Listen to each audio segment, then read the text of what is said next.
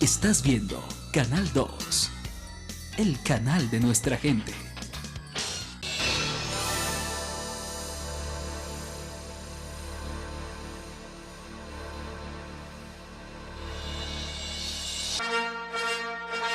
Entra en circulación Palabra Plena.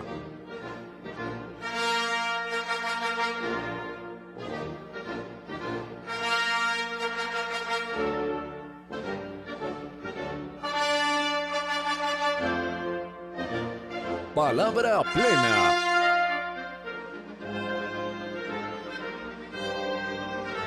Presentan Corporación Viviendo y Raíz Colombia. Buenas noches, Palabra Plena.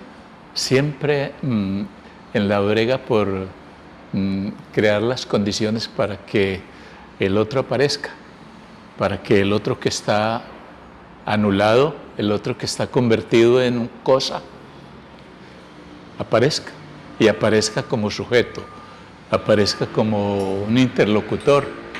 Y esa ha sido, digamos, la maravilla, si uno puede decir esto, la maravilla que ha ocurrido en el trabajo de la corporación con los centros de escucha. Se ha vuelto como milagroso, diría uno, como las ancianas nos contaban antes. El centro de escucha nos ha vuelto una panacea, porque ha servido para que muchos hechos serios, muy importantes, históricos y sociales de la vida aparezcan en su realidad, como son.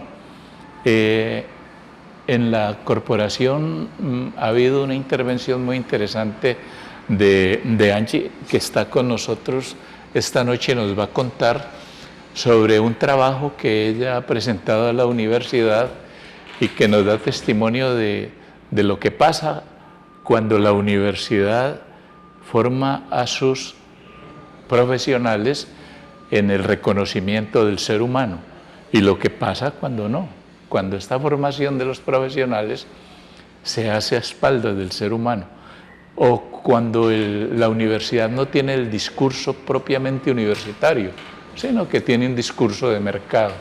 Entonces esta noche estamos con Angie, ella ya ha venido al programa y hemos venido conversando con ella sobre cómo puede crearse una relación más directa, una especie de interacción intelectual, teórica y metodológica entre la universidad y este tipo de intervención que hace la corporación. Angie, bienvenida al programa, me alegra mucho que esté nuevamente con nosotros y pedirle primero que me diga qué se siente ser meritorio cuando uno presenta un trabajo de grado a una universidad y que la universidad le devuelva meritorio. ¿Cómo es? Está muy creída usted, muy... Bueno, muy buenas noches para todos, buenas noches, don Jaime. Sí, realmente son cosas que a veces uno no espera, es desarrollar el trabajo de grado, es hacer la intervención en la comunidad, y ya pues cuando pasa todo el proceso de sustentación y de evaluación y que la universidad te reconozca ese trabajo como algo meritorio, pues además de tener como una satisfacción a nivel profesional, también es darse cuenta que uno puede aportar muchísimo a las comunidades y que eso que hizo está bien, que de alguna manera la teoría y la práctica van de la mano y está bien. Podría pensar uno que ese acto de lo meritorio tiene que ver también con los instrumentos que se tengan, digamos, las condiciones, la caja de herramientas que una sociedad o que una institución que le brinde al sujeto para poder realizar su trabajo. ¿Podría uno pensar eso? Para este caso, por ejemplo, ¿centro de escucha ayuda a eso meritorio? Sí, claro, por supuesto. El trabajo de grado se enmarcó en todo lo que tiene que ver con el centro de escucha, precisamente en el barrio Potrero Grande, y la universidad brinda eso, don Jaime, brinda todas esas herramientas, todas esas teorías que de alguna manera uno ya se expone en el campo laboral, en las comunidades precisamente, y es ahí donde explora toda esa caja de herramientas que la universidad de alguna manera ha brindado. Entonces, por supuesto que los centros de escucha hicieron parte de este trabajo de grado, del desarrollo. Usted me dice, el tema, el nombre de su investigación es un asunto complejo, tiene muchas categorías, tiene muchos conceptos y todo. Y me dice que le gusta como comenzar por recreación.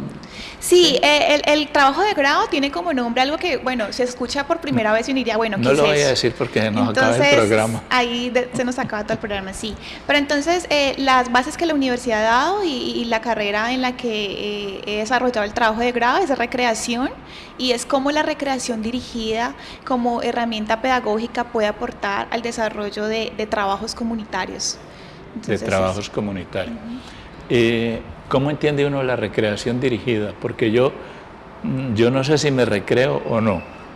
¿Tengo que tener una dirección o cómo pasa? Sí, cuando se habla de recreación dirigida, estamos hablando de 3 dimensiones importantes, y una es que, pues, bueno, como el nombre lo indica, es dirigida, es por alguien que está constantemente ahí dirigiendo la actividad conjunta, y se habla de 3 dimensiones importantes que tienen que ver con lo pedagógico, las prácticas pedagógicas, tienen que ver con lo cognitivo y con lo sociocultural.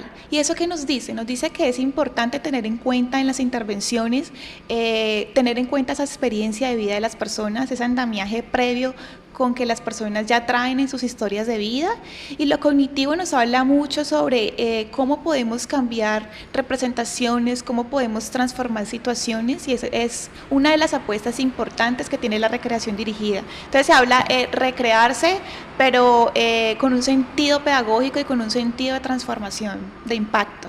Digamos que eso pasa en el cuerpo.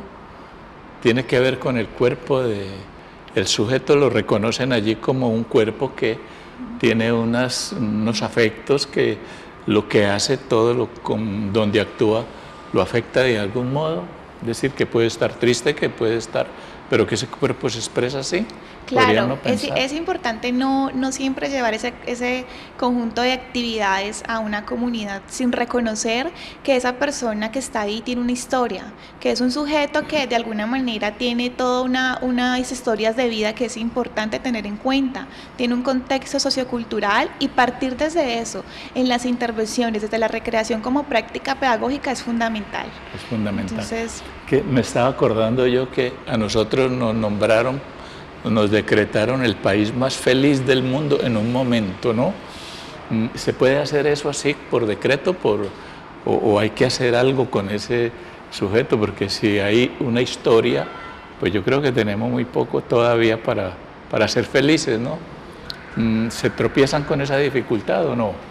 sí, yo pienso que la recreación, más que mirar como proporcionar diversión y felicidad, que si bien es importante, es también como esa diversión y esa felicidad desde el ámbito de la recreación también nos puede aportar cambiar estructuras psíquicas, nos puede poner a pensar de una manera distinta la situación actual. Si por ejemplo estamos trabajando con un grupo de jóvenes en alto riesgo alguna situación, cómo los jóvenes tienen la capacidad de pensar sobre la situación y tomar decisiones. Entonces, más que la felicidad en sí y la diversión, es también crear espacios de reflexión. Sí, hay otra cosa que es antes que la felicidad. A mí me gusta mucho ese concepto o esa apreciación, porque es que generalmente lo llevan a uno con la tesis de que es para ser feliz. Y resulta que la gente puede ser feliz sufriendo. Hay gente que le gusta el sufrimiento, ahí está feliz. Entonces todo el mundo es feliz. Así que habría un desperdicio no solo de tiempo y energía. Promoviendo felicidad, hay que atender a otras cosas que usted está diciéndonos que hacen parte de ese ser humano que le permite salir del alto riesgo, ¿no? ¿Cómo es eso, digamos? ¿Qué soy yo en alto riesgo para el caso de su trabajo? Sí, ese trabajo de grado tuvo como enfoque intervenir en jóvenes que se encuentran en alto riesgo al consumo problemático de sustancias psicoactivas. Consumo de sustancias. Entonces ahí ya estamos definiendo el alto riesgo enfocado al consumo de drogas. Y cuando decimos alto riesgo es porque reconocemos que son comunidades vulnerables, que de alguna u otra manera hay situaciones de problemas, violencia familiar, delincuencia, que lo hace de alguna manera más vulnerable. Partiendo desde ahí, sabemos que todo esto favorecería a que el consumo de sustancias se pueda dar de una manera problemático, no tanto desde lo experimental y lo sociorecreativo, sino también ya ese consumo, cómo puede afectar mi vida. Entonces desde ahí se basó el trabajo de grado y es cómo la recreación puede aportar a eso, a crear habilidades para participación social y que los jóvenes tienen de alguna manera.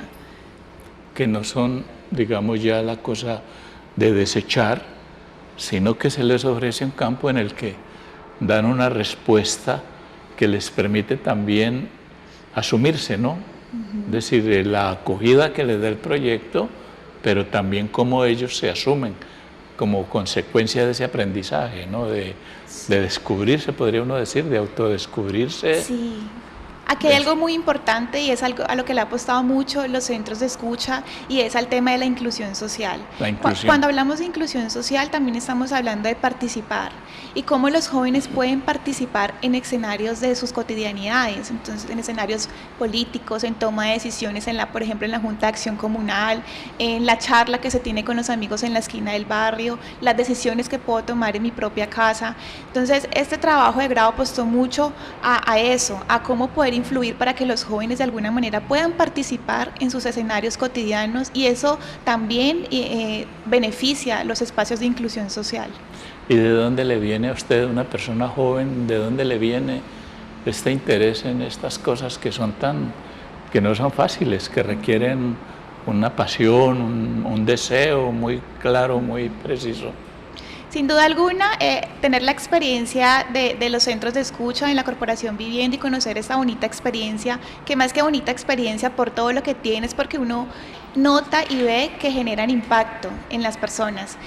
Viene de ahí, viene de haber realizado mi práctica profesional en la institución y conocer las comunidades, conocer las personas, darse cuenta que son sujetos de derecho que cambian constantemente y eso inspira de alguna manera en carreras como las humanidades, en cómo puede uno intervenir en estos espacios con todas esas herramientas que la universidad ha brindado y es inspirador, es algo que genera pasión. Cuando volvamos de los anuncios, le voy a pedir que nos diga por qué es bonito, ¿sí?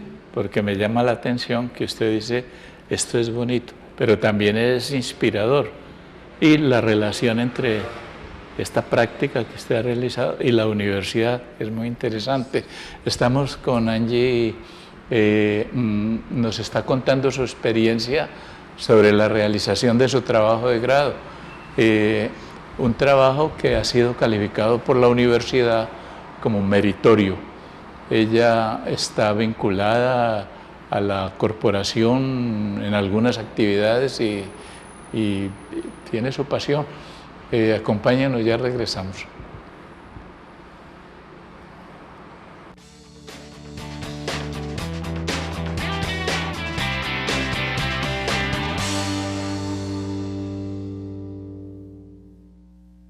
Los centros de escucha son una propuesta de trabajo comunitario que ayudan al desarrollo y a la capacidad de respuesta de las comunidades. Estrategia de trabajo que busca prevenir y mitigar el impacto del consumo de sustancias psicoactivas y de las problemáticas asociadas. Corporación Viviendo opera en Cali 3 de estos centros de escucha ubicados en los barrios Potrero Grande, El Retiro y Sultana. Para más información, comuníquese al teléfono 372-1122. Estás viendo Canal 2, el canal de nuestra gente.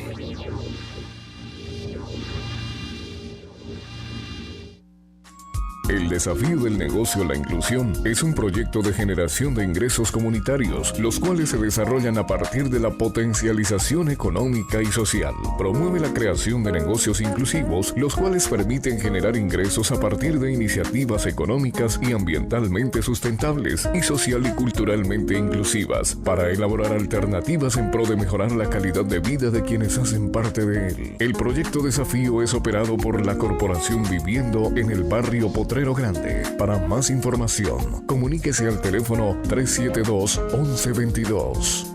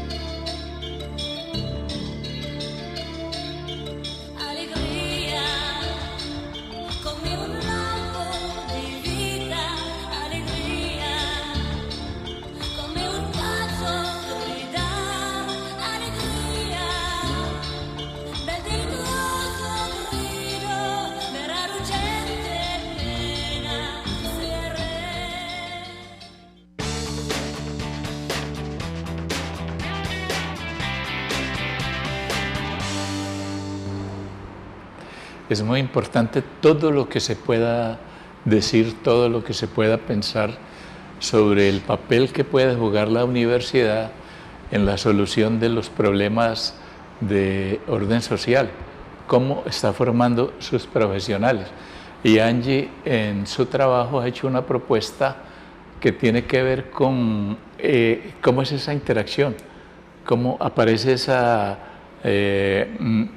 relación mutua entre lo que la práctica ofrece y lo que los métodos y las teorías de la universidad le entregan al estudiante para convertirse en un futuro profesional, que afortunadamente para la corporación y para Angie resulta meritorio. ¿Cómo es eso, Angie, el tema, esa relación? La universidad entrega unos elementos, esto digamos en el campo general, pero en el campo particular, ¿cómo ha percibido usted, digamos, la utilización de esos elementos teóricos y su aplicación, usted como profesional, como sujeto, en la práctica, en la intervención? La universidad nos entrega un conjunto de teorías o una caja de herramientas que uno luego explora ya en el campo laboral. Hay a veces estrellones. Uno diría, bueno, ahí la vida es así, ¿cierto? Las comunidades son así, las intervenciones son así, pero cuando se sale ya a la práctica, uno se da cuenta de que hay que hacer modificaciones y de que esa caja de herramientas no tiene que funcionar al pie de la letra, sino que es importante adaptarlas a los contextos en los cuales uno va a intervenir. Y yo pienso que eso es bonito, eso no está mal, es cómo podemos tener la capacidad de hacerlo, de irlo adaptando poco a poco teniendo en cuenta a las personas, porque son personas, no estamos trabajando en un laboratorio, estamos trabajando en comunidades donde las personas cambian, donde hay distintas dinámicas y donde es necesario estar preparado para adaptar las intervenciones, no tanto desde lo que uno ha aprendido, sino desde lo que la misma comunidad exige o necesita. Ese estrellón, supongamos, un tipo de estrellón sería que yo llegue con un programa teórico organizado muy bien y lo aplique o lo quiera aplicar en una comunidad como está allí al pie de la letra y termine y pida una evaluación y se haga la evaluación. ¿Eso produce efectos interesantes o ese sería ya un estrellón? Porque no resulta nada, digamos, de ahí. Podría ser frustrante el hecho de que no funcione igual en todos los casos, de no llevar ese conjunto de actividades para este grupo y me tenga que funcionar de la misma manera para todos los grupos, pero también pienso que es bonito en la medida que uno puede estar en la capacidad de modificarlo y adaptarlo, como dije ahora, a las necesidades de la comunidad. Adaptarlo implica reconocer al otro, ¿sí? Ver qué quiere realmente y a partir de ahí redirigir, digamos, la conducción del proyecto, del programa y orientar la intervención en el tono que están poniendo los miembros de la comunidad, que para este caso serían los que están en alto riesgo, ¿no? Para no desecharlos, para no decir, bueno, se me sale porque usted no está en este cuento, es decir, no está encajado en estos parámetros que yo traigo y yo soy quien dirige este asunto. Sería pues otro tipo de estrellón. Sí, eso es muy importante, reconocer al otro con que ya tiene una historia de vida, que es un sujeto que piensa, que puede pensar distinto por mil maneras y eso es importante. Vincularlo. Algo muy bonito que pasó en el trabajo de grado es que los chicos los jóvenes que hicieron parte de la intervención, pues fueron jóvenes del barrio Potrero Grande del sector 1, pero también del sector de barrio Taller, que es en el mismo Potrero Grande. Entonces, fue importante, por ejemplo, esa parte que mencionamos ahora de reconocer al otro y es cómo se pudo intervenir con dos grupos de jóvenes que anteriormente no lo hacían o que no se podían reconocer o ver por el tema de las fronteras invisibles, que es algo pues muy delicado en estos contextos y ese reconocer al otro también dio parte a involucrarlos, a juntarlos, a que se reconocieran el uno al otro. Entonces eso fue muy bonito. ¿Y la actividad, cuál es la actividad que se digamos, que podría uno poner como en el centro de todo ese despliegue? ¿Qué tipo de actividad? Las actividades que se manejaron para el trabajo de grado tuvieron que ver con la expresión de sentimientos, historias de vida, cómo los jóvenes tenían esa representación frente al consumo de sustancias psicoactivas, cómo se podían reconocer como sujetos de derecho y fue muy chévere ver, aplicar todo este conjunto de actividades, pero también juntar a dos grupos de dos sectores que, digamos, el barrio Potrero Grande está marcado por sectores, y poderlos juntar y que en algún momento se encontraran para desarrollar una actividad. Eso fue algo muy significativo para el trabajo de grado y para las intervenciones del centro de escucha, que es lo que en últimas pretende, que las personas se encuentren, que las personas se reconozcan y no se vean como de sectores distintos o el tema de las fronteras invisibles ahí tan marcado, sino que haya como ese... O que se verbalice, ¿no? Que alguien, pues contando su historia, que le proponga una demanda al otro, ¿no? Yo soy esto, pero que ese encuentro permita una respuesta, porque generalmente es la ventaja que tiene el poder hablar, el poder verbalizar, que toda palabra hace violencia sobre el otro, ¿no? Le pide, le dice, respóndame, deme, yo estoy aquí, míreme, yo quiero que usted sepa que a mí me pasa esto y yo quiero que usted me diga qué piensa de eso que me pasa, porque no es el cuento simplemente de trabajar con la idea que me han dado de que ese es malo y yo tengo que, le busco ese lado, como se dice. Entonces aquí ese encuentro, entiendo yo, es lo que produce la magia, ¿no? De conversan. Claro, la respuesta inicial por parte de los jóvenes frente al encuentro inicialmente no fue la más adecuada, pues ellos al saber que se iban a juntar, como digo yo, con otro grupo de otro sector, pues no era agradable, porque pues primero estaba que son sectores distintos, luego que no lo conozco, luego que es que hay más niñas que acá, pero poco a poco lograr ese proceso de inclusión de ambos grupos y al final ya notar como en el proyecto conjunto que ellos lograron desarrollar, ya uno puede hacer un antes y un después, y ahí es donde uno dice, valió la pena todo esto, y de las muchas cosas que lograron aprender, también sé que ahora si se van a encontrar en algún lugar del barrio, ya van a conocer que ese sujeto tiene una historia, que ese sujeto hizo parte de mi situación, de mi contexto en algún momento, y pienso que eso es algo muy, muy ganador en este proceso. Hizo parte de mi situación, mire qué tan interesante. Es decir, vale la pena esa idea de juntar, ¿no? Porque si se separa, siempre está la idea, estuvimos juntos. ¿Tuvo alguna duda, algún temor de que se le cayera en algún momento el proyecto? ¿Le pasó alguna vez algo? Sí, tuve muchas digamos, miedos por lo mismo, porque estamos hablando del sector 1 y el sector 12 de Barrio Taller, que quedan distancia, pues hay una distancia siempre. Entonces, en los días de encuentro, los espacios de encuentro a veces era complicado porque era desplazarnos un grupo hacia allá o el otro grupo hacia acá, o encontrar un lugar medio. Entonces siempre tuve como el susto de, bueno, no lo vamos a terminar porque finalmente ellos no quieren ir, luego ya no quieren venir para acá, pero cuando se planteó el proyecto conjunto por parte de ellos, que era desarrollar un sonoviso, un conjunto de imágenes con sonido creado por ellos mismos, hubo una motivación, y entonces ahí fue donde yo dije, bueno, no, aquí va a resultar.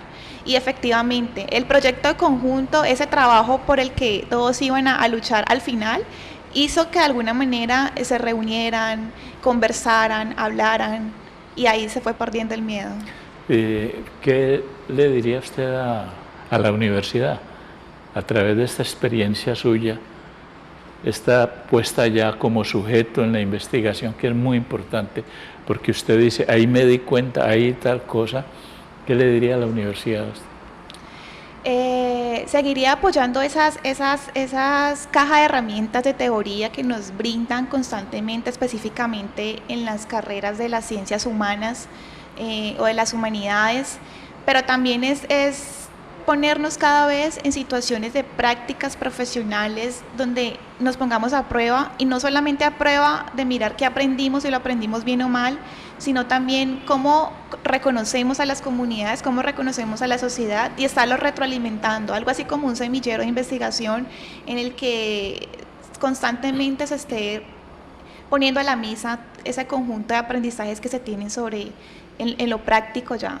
Sería poner a la mesa a las comunidades, sí, a dialogar también con la universidad, se me ocurre, porque yo creo que la universidad en términos generales ha estado de espaldas a la realidad, digamos, social. Hay razones o motivaciones para eso, pero ese trabajo suyo necesariamente vale la pena porque propone y entrega unos instrumentos, es decir, amplía la caja de herramientas para la universidad. Angie, yo me congratulo mucho contigo porque es un logro interesante y te veo muy animada, te veo como lo logré, pero no te quedas ahí, ¿no? Sigue el asunto. Y es muy bueno, digamos, lo que tú me decías, que la universidad reconozca que hay algo meritorio, que hay algo valioso allí, ya es un paso muy importante. Gracias por estar en el programa, Angie. Muchos éxitos en tu carrera y este es el espacio para que continuemos en lo futuro hablando de tus logros. Listo, don Jaime, muchísimas gracias. A ustedes muchas gracias por estar en Palabra Plena. Todavía es posible que la universidad, las instituciones, el Estado recojan estas experiencias tan interesantes porque ya son demostraciones, es decir, ya no es la vuelta para descubrir la rueda, como se dice, sino utilizar estas experiencias, tomar en cuenta a los profesionales que se han metido apasionadamente en este tipo de investigaciones, crear, fomentar, como dice Angie, los semilleros de investigación, no solo en la universidad, sino traducir estos centros de escucha también en semilleros de investigación que tienen que ver con cómo se produce un sujeto, cómo se le da el lugar a un ser humano que ha estado allí anulado, estigmatizado, desconocido. Cuídense mucho, felicidades y los esperamos el próximo martes aquí en Palabra Plena, hablando de los temas del ser humano que tanto nos conciernen.